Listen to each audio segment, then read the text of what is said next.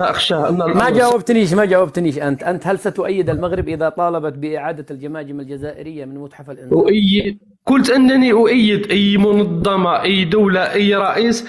نحن ما عندنا مشكل. ما النظام عندنا النظام النظام التبوني هل سيقبل؟ والله ما ما يقبل والله.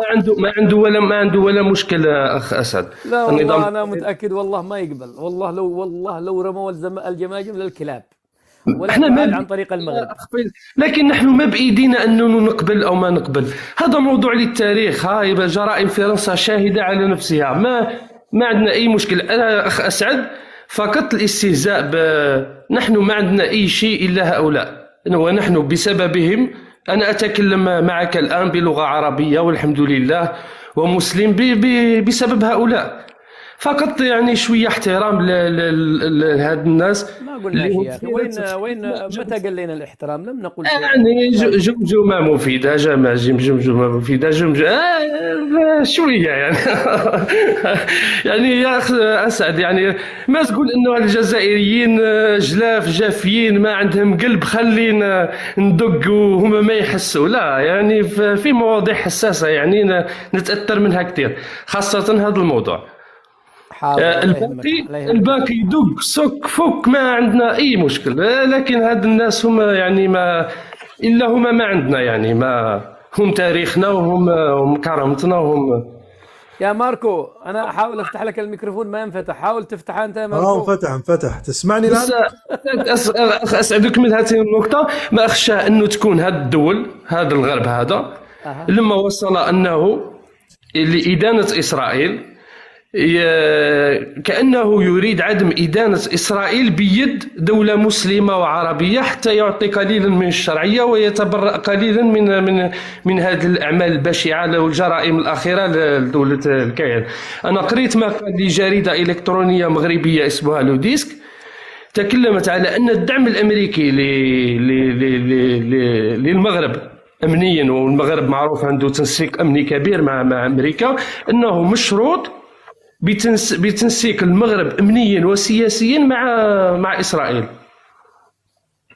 يعني ما جميل. اخشى. نعم، واتمنى أشكرك. انه المغرب ممكن يدير لفته طيبه. يعني احنا معه في القضيه الفلسطينيه، نحن معه، والمغرب سيستفيد من هذه الرئاسه خاصه داخليا. يعني داخليا سيحمي نفسه جيدا داخليا، يعني ما راح يحقق استقرار داخلي في المغرب. هو موجود الاستقرار موجود. لا، راح يعزز. لا يعني هم راح داخليا. شوف، يعزز لو لم داخليا. لحظة لو لم يكن السجل الحقوقي للمغرب الداخلي نظيف لما أعطيت رئاسة المجلس أصلا. مستحيل يعطون المجلس اكيد رئاسة اكيد رئاسة اكيد مجلس اكيد. رغم ان حقوق الانسان هذه يعني فيها اشياء اخرى ايضا لا تتناسب مع طيب خلينا طبيعه نسمع ماركو لو مجتمعاتنا. سمحت. نسمع ماركو يا أخي عزيز إذا تكرمت. اوكي ماركو. اوكي. سعد، السلام عليكم. عليكم السلام أخي. كيف حالك؟ تمام. الله يزوجك بخير. انا متزوج انا يا اخي، حبيت لنا مشكل ولا؟ المهم، السؤال اللي سألته على ابن بلدي، انا نقول لك اذا المغرب تحدثت في الملف تاع الجماجم لا نؤيدها. انا لست منافقا، ديريكت نقولها لك على بلاط. والله أنا يعجبني الوضوح. انا أقسم لست بالله يعجبني. منافقا. اذا المغرب، إذا نعم، اذا الاولى ضبطها إذا المهم إذا المغرب تكلم في قضية الجماجم لا نؤيده، لأن النوايا ليست سليمة. هذه واحدة. ليش يا أخي هم الآن لا, رئاسة حقوق؟ لا يا أخي، الأولوية لفلسطين الآن، ليست للجماجم. الأولوية لفلسطين الآن. والجماجم ذاك المرة كلمتك في الجماجم. هذا المتحف انت اللي زرت باريس، لكن ما دخلتوا المتحف. ما دخلتوا؟ دخلت ما دخلت. والله العظيم يبقى في الحال اني اشوف جمجمة مسلم. مالي حماس يا أخي. خلينا نتكلموا يا أخي، شكون يتكلم؟ خليه يتكلم. المتحف هذا اسمه متحف الإنسان، لو ميزيو دو لوم. هذا ما فيش الجزائريين فقط، فيه كل المستعمرات اللي استعمرتهم فرنسا، أخذت منهم يعني الشالات جماجم. فهمني كيف؟ حتى في جماجم مغربية هناك. في كل شيء، حتى الحيوانات موجودين. يا لطيف. راني نقول لك لانه علاه الفرنسيين زمان كانوا ياخذوا افارقه، ياخذوا كل شيء ويحطوهم حتى كانوا يعملوا معرض في امريكا، ياخذوا ناس من افريقيا يعملوا مهرجانات افريقيه عشان يضحكوا الامريكان وكذا. الزمان هذه هتفهمني كيفاه؟ عجيب. يعني المجاهدين اللي توفاوا واللي ماتوا ان شاء الله راهم في الجنه عند الله، ونحسبهم أرواحهم نعم. كذلك ارواحهم طاهره وكذا. لا نحتاج جماجم، هم ادوا ما عليهم وخلاص انتهت المهمه تاعهم. الان راهم عند ربهم ان شاء الله يرحمهم. يعني الكلام هذا الجماجم ما الجماجم لا يفيد في اي شيء. نروحوا للموضوع الثاني، حقوق الإنسان. يا للعار، يا للعار على حقوق الإنسان. يعني والله العظيم، شوف أمريكا لما يكون عندها قرار سلبي تجيب لك واحد أمريكي من أصول إفريقية أسود، يعني أسود البشرة، تخليه يتكلم يخاطب العالم. ولما يكون عندها قرار إيجابي يأخذوا رجل أبيض أمريكي يكلم العالم. يعني الآن نفس الشيء راهو صاري. يعني على ماذا ستدافع؟ عن من أنت؟ هل تستطيع أن تدافع أصلا؟ وأنت عندك علاقات مع الكيان، أنت عندك علاقات تقدر تضغط عليهم. لماذا عملت علاقات مع الكيان؟ اضغط عليهم، وقف بس طغيان هذا اللي راه على خوتك المسلمين. لا يا أخي تستطيع. ضغطوا. والله لا يستطيعون. والله لماذا مدير مكتب التواصل الإسرائيلي شرد من الرباط؟ ليش فحط؟ والله اسعد خليك من طيب خليك من الهبل هذا، خليك من الهبل يا اسعد. والله انت داخلك تعرف الحقيقه، لكن تحب تعمل حلقه وتسال وتسمع من هذا وهذا. انت عندك قناعاتك وانت تعرفها، وفيه لغه الجسد لما تتكلم في وجهك يبان يا اخي، يبان. في مقدمة مداخلتك قيتنا بقيود، لا تكلم كذا لا تكلم كذا وانت مرمتنا الشوشوعية، الظاهرة الشوشوعية التبونية. بعدين لا تقول المغرب، لا تقول المروك، لا تقول الخيرية، لا تقول الخرا، لا تقول يعني مرمتنا شمال ويمين وجنوب وشرق، بعدين تعمل لي قيود. لا والله العظيم. شوف يا أسعد، اسمع يا ماركو، القيود حتى احفظ التوازن، انه انا اسقطت علي لايفين من تحت راسكم. واحد يقول لا تقول لي مروكي، واحد يقول لي لا تقول لي كرغولي. يعني انا الزمكم بها. انا عندما ذكرت شوشع انا اموت في شوشع.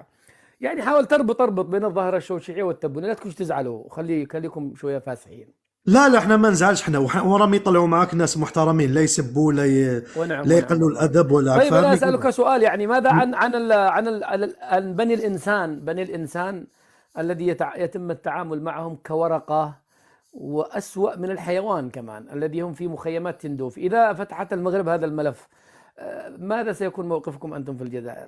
يا اخي نحن لا نتعامل معهم، او قالها الرئيس تبون، قال لك لا عوده لا رجوع، لا نتعامل معهم. الآن تتكلموا مع مجلس حقوق الإنسان، مو المغرب، المجلس قرارهم وتكلمهم عن الجزائر وعن تندوف نضربها عرض الحائط، لا نسمع لها. لأنهم تعرف الخضرة هذيك اللي يحطوها فوق الطعام، فوق الكسكس. كليت الكسكس، أكلت الكسكسي. هناك الخضار واللحم، هما مثل الخضار واللحم فوق الطعام، فوق الكسكس، يعني لا وزن. من هم الذين يترأسون حقوق الإنسان الآن؟ لأنهم وأنت كذلك لا وزن لك. يا والله لو فزتوا أنتم قسما بالله لم نتقدم بطلب، نحن لم نتقدم بأي طلب يا أسعد. مثلا هو لا ترد علي أختي لأنه لا وزن له. لا تتكلمي من فضلك، احترمي اللايف واحترمي اللي راهو يصير في اللايف. سلوى أم ياسر، لما يجي دورك تكلمي وباحترام من فضلك. أنتم هكذا في الجزائر، مشكلتكم هكذا. الشيء الذي أنتم فيه، شوف مجلس الأمن حصلتم على عضو غير دائم. الله كم طبلتوا، كم خليتوا مجلس الأمن كأنه من الصحابة. أيوة، وانتم رايحين عند الأنصار والمهاجرين. وفزنا وشكرا للدول التي دعمتنا وسيكون لنا وسنفعل وأولوياتنا. يعني الحاجة اللي انتم توصلوها أحلى حاجة في الدنيا، اللي ما تقدروا لها هذا اللي ما قيمة أصلا. اللي ما يطول العنب يقول حاضر. الذين يترأسون حقوق الإنسان، لجنة حقوق الإنسان، عليهم أن يبدأوا بالريف. هناك معتقلين لازم يخرجوهم من السجون. وفيه رجل كم معتقلين، كم عندهم اسمح لي معتقلين؟ الآن دوك نعطيك. وفيه رجل إذا شفته من سنوات طحنوه لداخل شاحنة زبالة، طحنوه شركة اللي تطحن الزبالة الشاحنة، طحنوه مسكين به بالسلعة تاعو فمات الرجل. فعليهم أن يبدأوا بهذه الأمور بعدين يروحوا للعالم. هذا يا أخي نقول لك حاجة، هذا التكليف هذا اللي كلفوهم به والله قنبلة موقوتة وعار عليهم. يمكن لعلمك من يتقدم هل فيه حقوق إنسان الآن؟ تستهزئون بنا ماذا؟ لا يوجد حقوق إنسان، أنا أؤكد والله لا. أنا لا أعيب على المغرب أو يعني أضحك عليهم لكن الواقع هل يوجد حقوق إنسان بالله عليكم؟ والو نحن الآن كمسلمون يعاملوننا كشعب من درجة ثالثة. الأوروبيون لا يقيمون لنا وزنا، صح يستعملوننا كما يريدون. صحيح. ونحن خرجنا من بلداننا وجئنا إلى هنا. مسؤوليتي ومسؤوليتك ومسؤولية الجميع، وخلينا أوطاننا وجينا الآن لهم من أجل التكنولوجيا والمال وكذا والظروف، وكل واحد يلقى أسباب. ماركو شوف، أنا أيضا أنا معك، يعني أنا خايف أنه هذا فخ تم توريط المغرب فيه وتسويد صورته. شوف بالنسبة لهذا الذي أكلته الآلة كما تقول، شوف لو كان سجل المغرب سيئا لما أعطوه، يعني سجلهم الحقوقي رضيتوا أنتوا ولا ما رضيتوا نظيف. لا تصدقوا أحمد سلطان، والله ما في لا قوارير ولا هم يحزنون لأنه كذاب. أحمد سلطان هذاك كذاب. قال ناصر الزفزافي دخلوا وعملوا. طيب أنت عملوا لك شيء؟ قال لا. إيش معنى أنت؟ يعني أنت على راسك ريش. لو الموضوع كذا كانوا ضربوك ضرب. لا يا أخي لا شوف تخرج ما عاد تقول ولا كلمة. أنا لا أستصغر من المغرب مثلا، أنا لا أستصغر أنهم لا حقوق الإنسان عندهم للأمانة. أنا أتكلم عن الموضوع بشكل معناتها عام. طيب اسمعني أنا أجيب لك الزبدة في هذا الجانب والله، وليس مجاملة. يعني المغاربة لا ملكهم مستبد، يعني مثل عبد الفتاح السيسي عنده انتهاكات لحقوق الإنسان مخيفة. تخيل عشرات الآلاف من السجناء بلا ذنب يموتون في السجن، يسلموهم جثث. يعني هو ليس ذلك المستبد، يعني ما عندهم عشرية سوداء، ما عندهم معتقلات كما قال أحمد سلطان مدري ايش يعملوا ويعذبوا. المغرب للأمانة قولوا أي شيء إلا هذا الكلام عليهم. أي حاجة ممكن أنتم تمشوها. أسعد لا يعني ما عندهم عسكر في غلاب. أنا لم أتكلم. لحظة، ما عندهم خالد جزار، ما عندهم شيء رب الجزائر مدين، هذولك اللي جايين من روسيا فضاض غلاط شيوعيين ملحدين قتلة مجرمين. ما عندهم هذا الكلام في المغرب للأمانة، ما عندهم. اوكي معليش. المهم انا لا اتكلم عن المغرب، يعني الامور شؤون المغربيه الداخليه، راك فاهمني كيف شؤونهم يعيشوا كما يحبوا ويسيروا بلادهم كما يحبوا، فيه حريات ما في حريات، ديمقراطيه ملوخيه اللي جات. احنا نتكلموا على حقوق الانسان. يعني تكلمت انت على العشريه السوداء اسبابها اوروبا وامريكا عطاو اوامر للقيادات انهم ما فيش حزب إسلامي يحكم، مثل ما حصل في مصر مع مرسي رحمه الله. هيلاري كلينتون. طيب شكرا لك يا ماركو. استنفدت وقتك شكرا لك. يلا خلاص سكر لي المايك من فضلك. حاضر اسكر عليك. الأخ زهير، تفضل أخي زهير، ثم سلوى، ثم أم ياسر، ثم المهرة. مرحبا بأخواتي الكريمات، أهلا وسهلا فوق راسي كلكم. السلام عليكم أخي أسعد، إخواني المغاربة، إخواني الكريم، تحياتي للجميع. بغيت نرد على واحد النقطة قالهم الأخ الجزائري. قال لك سيدي الأخ المغربي طحنوه في الريف. أنا بغيت نشير على واحد الحادثة في نفسها وقعت في القبائل. النظام الجزائري أحرق شخص اسمه جمال بن اسماعيل، حرقوه. يمكن تعود في لان هذه كانت وقعه هذاك حرائق الغابات في القبائل، وبغاو يشعلوا واحد الفتنه بان هذا الشخص احترق هو في الغابه. لا حرقوه. لا هذا الشخص قتلوه، جابوه وقتلوه وطلقوا عليه اشخاص ديال المخابرات وقتلوه في الناس ديال المخابرات، عناصر ديال جبار مهنا. هذه من ناحيه. حاجه اخرى، اين اخويا جمال بن حرقوا لان المخابرات كانوا باغيين يحرقوا القبائل، باغيين يشعلوا القبائل، باغيين يديروا فوضى في القبائل، باغيين يديروا عشريه سوداء. ويمكن لك تعود وركز، لان لماذا القبائل كل سنه تشتعل فيها الحرائق، كل سنه تشتعل الحرائق في القبائل. هذا ملف ديال القبائل والحرائق يمكن لك تعود له الاخ اسعد بالتفصيل. هذا الذي يتكلم عنه في الريف، ما قصته؟ انا لا اعرف من هو هذا الذي قطعته الآلة. شوف انا حاليا اكلمك، اقسم بالله العظيم اكلمك من منطقه الريف، من ديك المكان بالضبط. ايوه. كل ما انا ما بغيتش ندخل معك في التفاصيل، لكن بما انك سالتي لا انا ليس مجبر موضوعنا، فقط من باب العلم، اعلم انا ايش صار، ايش الحكايه. من باب العلم هذا الشخص هذا كان باع السمك، كيبيع السمك، كيشتري السمك. هذا السمك هذا كان غير مرخص للصياد ديالو. لما فاش خرجوا ذاك السمك بغاو يديوه له السلطه للحجز، حطوا ذاك الحجز بغاو يديوه، داروا في الكمايو ديال الزبل. الشخص بقى فيه السلعه ديالو وطلع مور السلعه ديالو للكمايو ديال الزبل، حاشا الاخوان. لحظه، الجهات المختصه اخذت السمك وحطتها في الحاويه في واحد المستودع ديال البلد، في المستودع، ومن بعدها عاد كان عاد يديوها للكمايو ديال الزبل باش يتلاح. اوكي. هذا الشخص هذا لما شاف السلعه ديالو بقى فيها الحال على السمك ديالو، نط وراهم. ايوا، وطلع ونقض موراها. هذيك الشاحنه فيها هي اوتوماتيك، ان فوا كيتلاح في هذاك الشيء اوتوماتيك كتجمع داك الشيء، كتعصرو اوتوماتيك.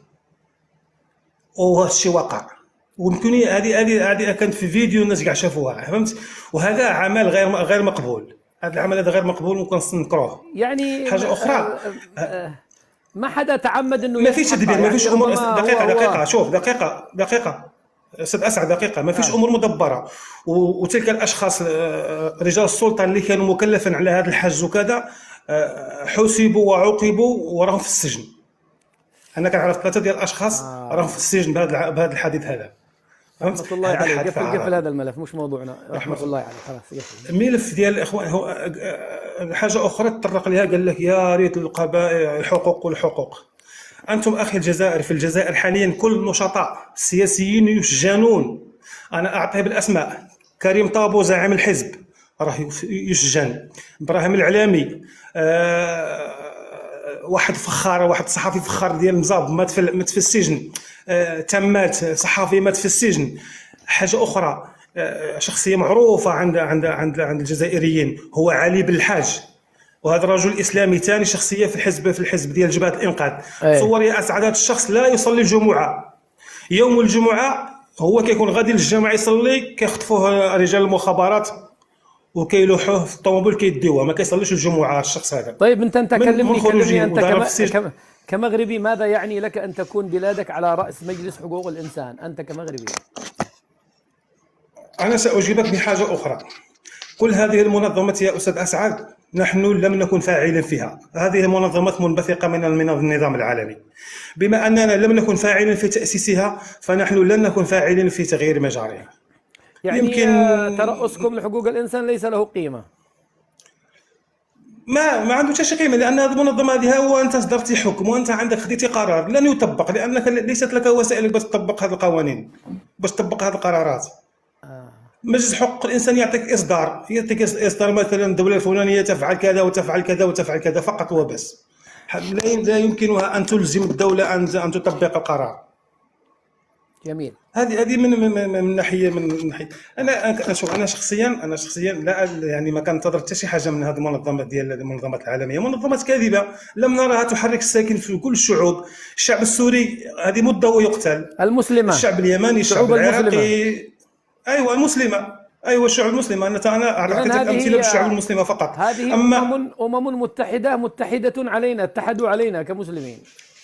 علينا، لأن أنا قلت لك لأن هذه المنظمات أسعد نحن لم نكن فاعلين في تأسيسها. لما تأسست كنا خارج السرب. هذه منظمة منبثقة عن النظام الدولي. طيب لماذا نحاول ما دام أنك أنت شخصيا تقلل من أهمية هذا الإنجاز، وربما يكون ضرره على المغرب أكثر، لأن المغرب ستتشوه الآن. كلما حدثت انتهاكات لحقوق الإنسان سيقال أين المغرب؟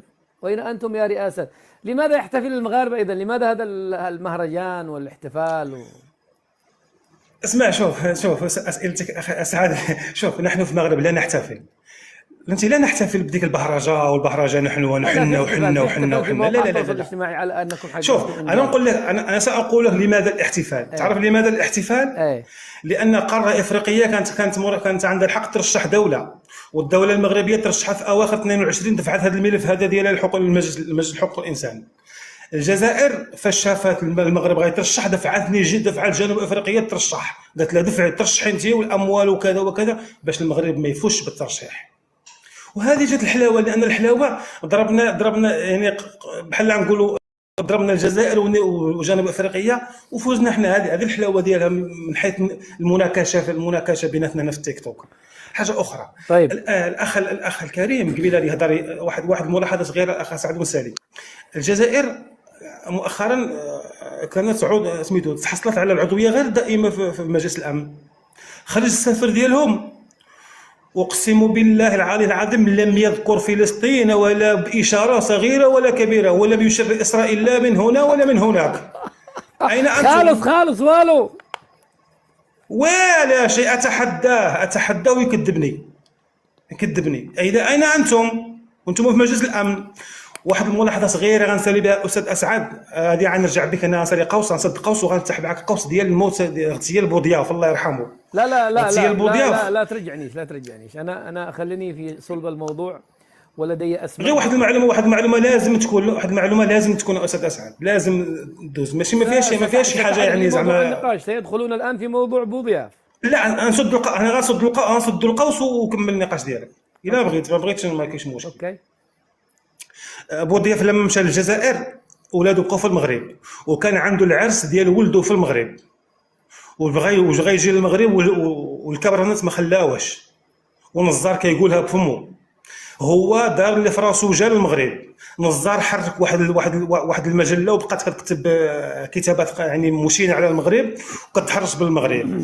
قال لهم بوضياف من المغرب اتصل بنزار قال له الا ما وقفتش هذيك الجريده انا ما نرجعش للجزائر، وحبست ذاك الجريده بالصح. يلاه مشى للجزائر ضرب موراها 3 أسابيع 4 أسابيع وانتهت مهمته. شكرا لك اخي زويا، تحياتي للجميع. سدينا قوس. تحياتي لك. الاخت من اللي بعده؟ ام ياسر، تفضلي يا اختي ام ياسر. السلام عليكم. اهلا اختي الكريمه، مرحبا. اتمنى الا تسمع اصوات جانبي، كل ما طلعت معك تصدر من جانبي اصوات. ما في ان شاء الله، ما انت ما الامور هادئه الان، الامور طيبه. شكرا. شكرا على هذا الجست. بالنسبه لهذا الفوز ديال المغرب بمقعد في مجلس حقوق الانسان، هو جاء موازي. بدات الاصوات التي خلفك. انا متغير. لا كمل. جاء موازيا لاحتفالنا بمناسبه اللي عزيزه على قلوبنا، اللي هي ثوره الملك والشعب، اللي ملك هي تتزامن هذا الايام.